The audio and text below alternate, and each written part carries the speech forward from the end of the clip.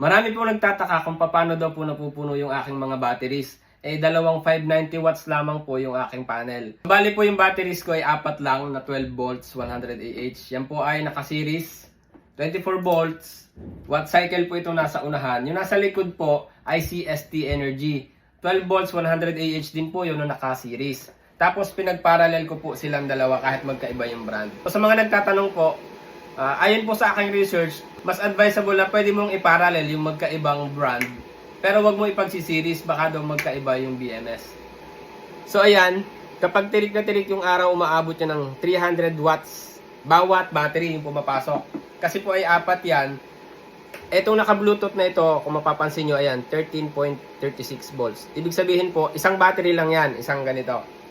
So apat na ganito, bali kada battery, 290 watts yung pumapasok. Pag tirik na tirik yung araw, yan po ay 300 watts. Ito po ay ilang beses ko nang naipaliwanag sa mga vlogs ko kung bakit kulang yung panel.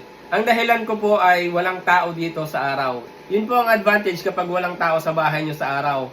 So lahat ng na-harvest ng ating solar panel ay sa battery lang mapupunta. Maliban dun sa nakasaksak na wifi, CCTVs, at refrigerator. Yung pong tatlong yon ang gumagana dito sa bahay kapag araw. So wala pong tao dito kaya napupuno po talaga itong aking apat na batteries nung dalawang 590 watts na solar panel at may isa pa pala yung 200 watts na panel. Yun po ay yung pinagpalitan ko dun sa aking 12 volts. So nagbukod na lang ako ng SCC, mamaya pakikita ko sa inyo. So bali dalawa yung aircons ko, hindi ko yung ginagamit sa solar kapag gabi kasi kukulangin. Ang nangyari po kagabi, so kagabi po hindi ko napansin na sa solar nakasaksak yung 1 HP ko na aircon. Yun po ay inverter naman, split type. Ang nangyari po, nagising na lang ako alas 2, low bat yung battery ko, 0%. As in 0% po ito kaninang alas 2. Dahil nga naiwan kong nakasaksak yung aircon, tapos may refrigerator pa, may electric fan pa, may mga CCTV, wifi, ilaw. Yun po yung mga nakasaksak sa kanya. Tumagal siya ng 7 hours itong apat na battery dun sa aking 1 HP na split type inverter na aircon. Makikita ninyo, alas 12 pa lamang po ay 52% na. At partida pa po, ngayon po ay makulimlim. Kaninang umaga ay maulan. Para maniwala po kayong umulan. Ayan, maulan kaninang umaga. Ayun, basa pa yung mga buhangin at semento. So ayan yung panel ko, dalawang 590 watts at isang 200 watts. Yan yung pinagpalitan ko sa 12 volts ko. Kaya binukod ko na lang yung SCC niyan. Bali, dalawang SCC yung gumagana sa setup ko. Ayan, bali ito yung SCC ng 200 watts na panel ko. Ito. Tapos ito yung MPPT ng aking dalawang 590 watts. Ayan. Yan yung volts niya.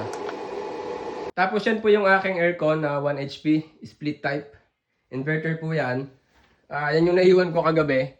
Yan ay galing sa Ormeco. Ito yung abang ko. Yan, ito yung iniaabang ko.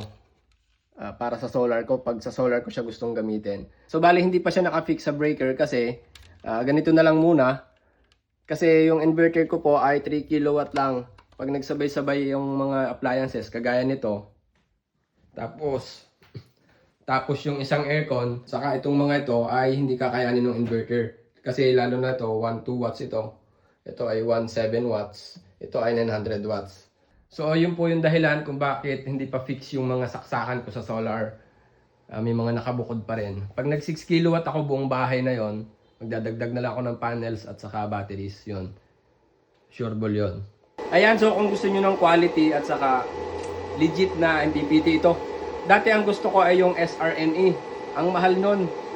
Nasa 9,000 yata or 6,000, 7,000 ganun. Ito 4,000 lang yung bili ko. Meron din akong nabasa sa mga users ng Zamdon at saka SRNE na MPPT. Mas efficient daw talaga to. Basta ang paliwanag nila sa overall na performance, mas lamang itong MPPT na Zamdon kaysa doon sa SRNE. So good choice kasi mura lang ito. Mas mura to kaysa SRNE. So ayan, bilang karagdagan po dito sa aking video, ito po ay dati ko nang naipaliwanag na kada 12 volts 100 Ah na battery, ang kailangan po niyan ay 400 watts na solar panel. Ayan po. Bali ang akin po ay 4. Ayan, bali 4 na battery po yan. Drawing na rin natin para mas madali. Bali, 4 po yung aking battery. So, meaning, dapat 4 na 400 watts yung kailangan ko. By the way, ito pong 400 watts na to, yan po yung pinaka-list na kailangan yung isang 12 volts 100 Ah na battery para mapuno siya sa maghapon. 400 times 4.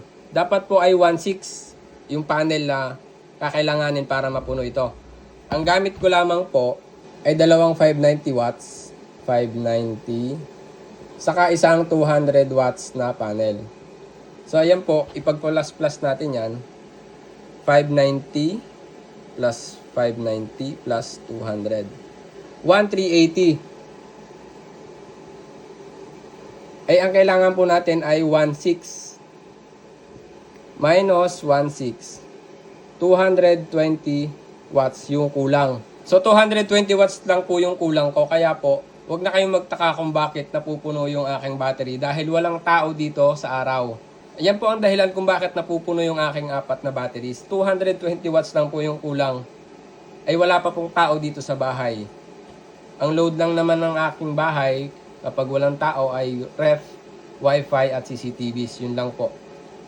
So ayun po, wag na po tayo magtaka kung bakit napupuno. Lalo na po ngayong summer. Pero kapag tag-ulan po ay hindi po talaga yan kaya. 50% lang po madalas kapag tag-ulan. Minsan pa po ay dahil off-grid ako, nililipat ko muna sa Ormeco para in case na gumabi or mawala ng kuryente sa madaling araw ay may battery pa ako na 50%. Ayun. So ayun po, sana po nasagot ko yung katanungan nyo. Konti lang tingnan yung panel ko pero kung kukwentahin mo ay 220 watts lang yung kulang. So ayan po, sana nasagot ko yung tanong nyo kung bakit nagkakasya or napupuno yung mga batteries ko dun sa panels ko. So agaya po ngayon 53% na agad. Makulimlim pa po partida. Tapos umulan pa kanina umaga. Tapos 0% talaga to kagabi. Kasi nga naiwanan ko nakasaksak yung aking 1 HP na inverter na aircon na split type. Kaya kung gusto niyo po ng MPPT, ayan lalagay ko dyan sa comment section yung link. Sureball po yung MPPT na yun. Nire-recommend ako po talaga siya.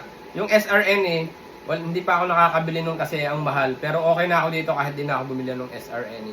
So kung may natutunan po kayo sa video na ito, pwede po bang pakishare para malaman din po ng iba. Maraming salamat po.